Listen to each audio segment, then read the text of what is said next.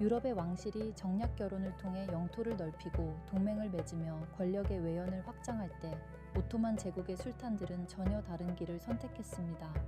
그들은 결혼이라는 제도를 통해 외부 세력을 왕실 안으로 들이는 대신 하렘이라는 철저히 폐쇄적인 시스템 안에서 독자적인 지배 계급을 생산해냈습니다. 귀족 가문의 여인이 아닌 연고가 전혀 없는 이방인 여인을 통해 후계자를 낳고 그 후계자를 오직 왕실의 논리에만 충성하게 만드는 독특한 방식이었죠. 우리가 흔히 상상하는 하렘은 화려한 꽃밭이나 향락의 공간일지 모르지만 실상은 외부 가문의 간섭이라는 리스크를 0%로 만들기 위해 설계된 역사상 가장 효율적이고 차가운 정치적 하드웨어였습니다. 오늘은 이 거대한 제국이 왜 수백 년 동안 하렘이라는 기묘한 시스템을 유지했는지 그 이면에 숨겨진 권력의 경제학과 생존 전략을 파헤쳐 보겠습니다. 우리가 하렘이라는 단어를 들었을 때 가장 먼저 떠올리는 이미지는 아마도 서구의 화가들이 그려낸 관능적이고 신비로운 모습일 것입니다. 나른하게 누워있는 미녀들과 그들을 거느리는 절대 권력자의 모습이죠. 하지만 이것은 19세기 유럽인들이 동양에 대해 가졌던 왜곡된 시선, 즉 오리엔탈리즘이 만들어낸 거대한 환상에 불과합니다. 실제 오토만 제국의 역사 기록 속에 등장하는 하렘은 그 어떤 정부 부처보다 엄격한 규율이 작동하고 고도의 정치적 계산이 오가는 서늘한 공간이었습니다. 하렘은 아랍어로 금지된 곳이라는 뜻을 가진 하람에서 유래했습니다. 누구나 들어갈 수 없고 아무나 들여다볼 수 없는 곳이라는 물리적 차단은 곧 권력의 독점과 직결됩니다. 그렇다면 술탄은 왜 굳이 이런 폐쇄적인 공간을 만들어야 했을까요? 그 해답은 왕권을 위협하는 가장 큰 적이 누구였는지를 살펴보면 명확해집니다. 제국 초기 술탄들 역시 다른 나라의 왕들처럼 주변국 공주나 제국 내 유력 가문의 딸들과 결혼했습니다. 하지만 이는 곧 치명적인 약점으로 돌아왔습니다. 유력 가문의 딸이 왕비가 되는 순간 그녀의 가문은 외척이라는 이름으로 국정에 깊숙이 개입하기 시작했습니다. 왕비의 아버지는 재상이 되고 그녀의 형제들은 군대의 요직을 차지하며 술탄의 결정권을 야금야금 잠식해 들어갔습니다. 권력은 나눌 수 없다는 냉혹한 진리 앞에서 술탄은 자신의 피부티보다 더 무서운 장인어른과 처남들을 상대해야 했던 셈입니다. 여기서 오토만 왕실은 파격적인 결단을 내립니다. 외부 가문과의 연결고리를 완전히 끊어내기로 한 것이죠. 그 해결책이 바로 가문도 배경도 연고도 없는 노예 출신 여인들을 하렘의 구성원으로 채우는 것이었습니다. 제국 전역에서 혹은 전쟁 포로로 유입된 이방인 여인들은 술탄 외에는 기댈 곳이 전혀 없는 존재들이었습니다. 그녀들이 아들을 낳아도 그 아들의 뒤를 받쳐줄 강력한 외가 세력은 존재하지 않습니다. 오직 술탄이 부여한 지위만이 그녀들의 유일한 생존 근거가 되었습니다. 이는 권력의 분산을 막고 술탄 1인에게 모든 힘을 집중시키기 위한 고도의 정치적 장치였습니다. 하렘에 들어온 여인들은 단순히 술탄의 눈에 들기 위해 치장하는 존재가 아니었습니다. 그들은 체계적인 교육을 받는 일종의 국가 고위 관료 후보생에 가까웠습니다. 하렘 내부에는 엄격한 계급 체계가 존재했고 입궁한 여인들은 자수, 음악, 문학은 물론이고 이슬람 법정과 예법, 그리고 복잡한 궁중 정치를 익혀야 했습니다. 이 교육 과정을 통과하고 지적 능력을 증명한 여인들만이 술탄을 보필할 자격을 얻었습니다.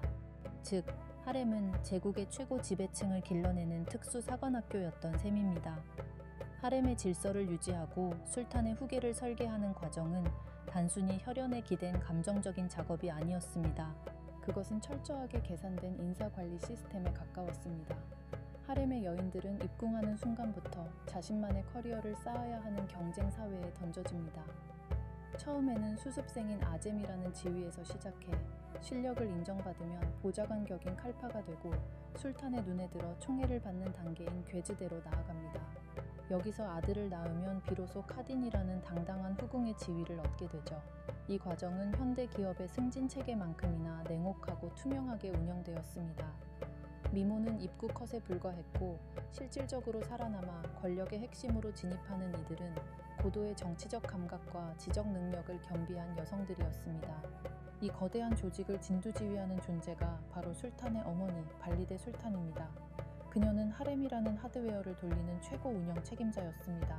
그녀의 주된 임무는 제국의 가장 큰 리스크인 외척의 개입을 막는 동시에 술탄이 국정에만 집중할 수 있도록 하렘 내부의 갈등을 관리하는 것이었습니다. 발리데 술탄은 수백 명의 시녀와 관리인을 거느리며 하렘의 예산을 집행하고 어떤 여인이 술탄의 침소에 들지도 직접 결정하는 막강한 인사권을 행사했습니다. 흥미로운 점은 그녀들이 행사한 권력이 개인의 탐욕을 넘어 왕실 전체의 생존이라는 시스템적 목표에 맞춰져 있었다는 사실입니다. 자신이 노예 출신으로서 겪었던 고난을 시스템화하여 다음 세대의 권력을 공고히 하는 방식을 택한 셈입니다. 그렇다면 왜 술탄에게는 수천 명의 여인이 필요했을까요? 이를 단순한 성적 탐닉으로 해석하는 것은 역사의 이면을 보지 못하는 1차원적인 시각입니다. 하렘의 규모가 컸던 진짜 이유는 바로 최상의 후계자를 확보하기 위한 확률 게임에 있었습니다. 당시의 높은 영아 사망률과 전염병, 그리고 끊임없는 전쟁 속에서 왕실의 피가 끊기는 것은 제국의 붕괴를 의미했습니다. 오토만 제국은 이 리스크를 분산하기 위해 다수의 여인을 통해 최대한 많은 후보군을 확보하는 전략을 세웠습니다. 수천 명의 여인은 곧 수천 개의 기회비용을 상쇄하는 보험과도 같았습니다. 즉, 하렘은 제국의 가장 중요한 자산인 유전자를 관리하고 최적의 결과물을 산출해내는 거대한 실험실이었던 것입니다. 이 과정에서 선택된 왕자들은 태어나는 순간부터 혹독한 검증의 무대에 오릅니다. 왕자들은 하렘 안에서 어머니의 보호를 받으며 최고의 교육을 받지만 일정 연령이 되면 지방의 주지사로 파견되어 실전 통치 경험을 쌓아야 했습니다. 누가 더 유능한 행정가인지, 누가 더 뛰어난 군사 지도자인지를 제국 전체가 지켜보는 것이죠. 여기서 가장 뛰어난 성과를 낸 왕자가 차기 술탄의 자리에 오를 가능성이 커집니다. 하지만 이 경쟁의 끝에는 우리가 이해하기 힘든 가장 잔혹한 규칙이 기다리고 있었습니다. 바로 파티흐 법전이라 불리는 형제 살해의 원칙입니다. 새로운 술탄이 즉위하는 날, 그는 자신의 형제들을 모두 처형할 수 있는 합법적인 권한을 가졌습니다.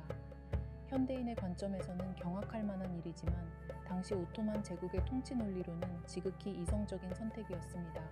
여러 명의 왕자가 살아남아 각자의 세력을 형성하면 제국은 반드시 내전에 휩싸이게 됩니다. 비잔티움 제국이나 주변 국가들이 왕위 계승 분쟁으로 멸망하는 과정을 지켜본 오토만 왕실은 제국 전체의 안녕을 위해 왕실 구성원의 개인적인 생명을 희생시키는 시스템을 구축한 것입니다. 수만 명의 백성이 내전으로 죽는 것보다 단 몇 명의 왕실 혈육을 제거하는 것이 사회적 비용 측면에서 더 저렴하다는 차가운 계산이 깔려 있었습니다. 이 비정한 시스템 덕분에 오토만 제국은 수백 년 동안 왕위 계승을 둘러싼 대규모 내전 없이 강력한 중앙 집권 체제를 유지할 수 있었습니다. 하렘은 이처럼 가문의 배경을 지운 여인들을 통해 왕실의 피를 정화하고 형제 살해라는 극단적인 장치를 통해 권력의 단일성을 지켜냈습니다. 하지만 시스템이 정교해질수록 그 부작용 또한 내부에서 서서히 자라나기 시작했습니다. 시간이 흐르면서 형제 살해라는 잔혹한 관습은 제국 내부에서도 큰 심리적 저항에 부딪히기 시작했습니다. 아무리 제국의 안정을 위해서라지만 갓 태어난 아기나 어린 동생들을 처형하는 것은 술탄 개인에게도 백성들에게도 거대한 정서적 부채를 남겼기 때문입니다. 그래서 17세기부터 오토만 왕실은 이 피해 규칙을 대신할 새로운 시스템을 도입하게 됩니다. 그것이 바로 카페스, 즉 세장이라 불리는 연금 제도였습니다. 이제 술탄의 형제들은 즉위식 날 죽임을 당하는 대신 하렘의 한 구석에 마련된 화려한 별채에 갇혀 평생을 보내게 된 것입니다. 겉보기에는 처참한 죽음을 피한 인도적인 조치처럼 보였지만 권력의 공학 측면에서 보면 이는 또 다른 비극이자 시스템의 결함으로 이어졌습니다. 이 세장에 갇힌 왕자들은 외부 세계와 완전히 차단된 채 오직 시종들과 후궁들에게 둘러싸여 살아야 했습니다. 과거의 왕자들이 제국 곳곳에 주지사로 나가 행정과 군사를 배우며 실전 감각을 익혔던 것과는 정반대의 상황이 벌어진 것입니다. 그들은 언제 자신이 숙청될지 모른다는 죽음의 공포 속에서 수십 년을 보내야 했고, 이는 심각한 정서 불안과 지적 퇴행을 불러왔습니다. 결국 제국을 지키기 위해 설계된 하렘이라는 보안 시스템이 역설적으로 차기 지도자의 자질을 파괴하는 거대한 감옥이 된 셈입니다. 준비되지 않은 술탄이 갑작스럽게 제국의 정점에 오르게 되면서 오토만 제국은 전례 없는 리더십의 공백을 맞이하게 됩니다.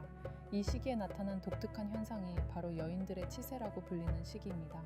세장에서 갓 나와 국정 수행 능력이 부족한 술탄들이 자리를 지키게 되자 하렘의 실권자인 발리데 술탄과 후궁들이 그 권력의 공백을 메우기 시작했습니다. 그녀들은 하렘이라는 폐쇄적인 공간 안에서 축적된 방대한 정보력과 정치적 수완을 바탕으로 제국의 정책을 결정했습니다. 외부 가문의 간섭을 막기 위해 연고가 없는 여인들을 뽑아놓았더니 이제는 그 여인들이 스스로 하나의 거대한 정치 집단이자 정당이 되어 제국을 움직이게 된 것입니다. 이는 술탄 1인에게 권력을 집중시키려 했던 하렘의 원래 설계 의도가 완벽하게 뒤집힌 결과였습니다. 여인들이 주도하는 하렘 정치는 종종 사치와 타락의 상징으로 비판받기도 합니다. 하지만 냉정하게 분석해보면 그녀들의 개입은 시스템의 붕괴를 막기 위한 필사적인 방어 기제에 가까웠습니다. 술탄이 제 구실을 못하는 상황에서 하렘은 제국의 연속성을 유지할 수 있는 유일하게 훈련된 조직이었기 때문입니다. 그녀들은 자신들의 아들을 지키고 왕실의 권위를 유지하기 위해 복잡한 인맥을 동원하고 경제적 이권을 관리했습니다. 하렘은 이제 단순한 주거 공간을 넘어 제국의 재정과 인사를 주무르는 실질적인 정부 청사의 기능을 수행하게 되었습니다. 그러나 이처럼 고도화된 하렘 시스템도 거대한 시대의 흐름까지 막을 수는 없었습니다. 18세기와 19세기에 접어들며 유럽의 국가들이 산업혁명과 근대적 관료체제를 통해 급격히 발전할 때 오토만 제국은 여전히 하렘이라는 폐쇄적인 틀 안에 머물러 있었습니다. 외부 가문의 침탈을 막기 위해 세운 높은 벽이 이제는 새로운 시대의 지식과 기술이 들어오는 것까지 가로막는 장애물이 된 것입니다. 유능한 인재를 외부에서 구하는 대신 왕실의 순수성에만 집착하며 내부에서 후계자를 길러내던 방식은 급변하는 국제 정세 속에서 치명적인 한계를 드러냈습니다. 결국 하렘은 오토만 제국의 영광과 몰락을 동시에 상징하는 거울이 되었습니다. 제국 초기에는 외척이라는 고질병을 치료하는 날카로운 수술 칼이었지만 제국 후기에는 변화를 거부하고 고립을 자초하는 단단한 껍데기가 되어버린 것입니다. 하렘이라는 시스템은 인간의 본능이나 도덕적 가치가 아닌 오직 권력의 보존과 효율성이라는 차가운 논리에 의해 설계되고 운영되었습니다. 그리고 그 논리가 시대의 요구와 어긋나기 시작했을 때 한때 세계를 호령하던 거대 제국도 서서히 그 힘을 잃어갔습니다. 우리는 하렘을 보며 화려한 궁중 비사나 자극적인 이야기를 기대하곤 합니다. 하지만 그 이면을 들여다보면 그곳은 누구보다 치열하게 생존을 고민했던 사람들의 전쟁터였습니다. 가문이라는 배경을 지워야만 했던 여인들, 형제의 목숨을 담보로 왕좌에 올랐던 술탄들, 그리고 제국의 안정을 위해 스스로를 세장에 가두었던 왕자들까지 모두가 시스템의 부품이었습니다. 이 모든 것은 오직 왕실이라는 거대한 기계를 유지하기 위한 필연적인 선택들이었습니다. 역사에서 공짜는 없다는 말처럼 오토만 제국은 강력한 중앙 집권 체제를 얻는 대신 가장 인간적인 유대와 외부와의 소통이라는 거대한 기회비용을 지불해야 했습니다. 오늘 살펴본 하렘의 실체는 우리가 알던 것보다 훨씬 차갑고 이성적인 공간이었습니다. 그것은 술탄의 즐거움을 위한 장소가 아니라 권력의 순수성을 지키기 위해 설계된 역사상 가장 정교한 정치적 하드웨어였음을 기억해야 합니다. 역사는 때로 우리가 이해하기 힘든 잔혹한 방식으로 시스템을 유지하려 하지만 그 안에는 언제나 생존을 향한 인간의 치밀한 계산이 숨어있는 법입니다. 하렘이라는 거대한 보안시설이 멈춘 지 100년이 넘었지만 권력을 지키기 위해 외부를 차단하고 내부의 순수성에 집착하는 시스템의 속성은 오늘날에도 우리 사회 곳곳에서 다양한 형태로 반복되고 있을지도 모릅니다. 오늘 준비한 내용은 여기까지입니다. 흔히 하렘을 본능과 사치의 공간으로 기억하지만 사실 그 이면에는 제국의 생존을 위해 감정과 전통마저 도구화했던 차가운 통치 시스템이 있었습니다. 결국 역사는 인간의 욕망보다 시스템의 필요에 의해 움직인다는 사실을 하렘은 증명하고 있습니다. 오늘 영상이 어떠셨는지 댓글로 남겨주시면 앞으로의 영상 제작에 참고하겠습니다. 앞으로도 저희 역사 참견러는 돈과 마음이라는 톱니바퀴를 통해 역사의 이면에 숨겨진 날카로운 메커니즘을 계속해서 추적하겠습니다. 구독과 좋아요는 더 깊은 내용을 파헤치는 힘이 됩니다. 지금까지 역사 참견러였습니다. 시청해주셔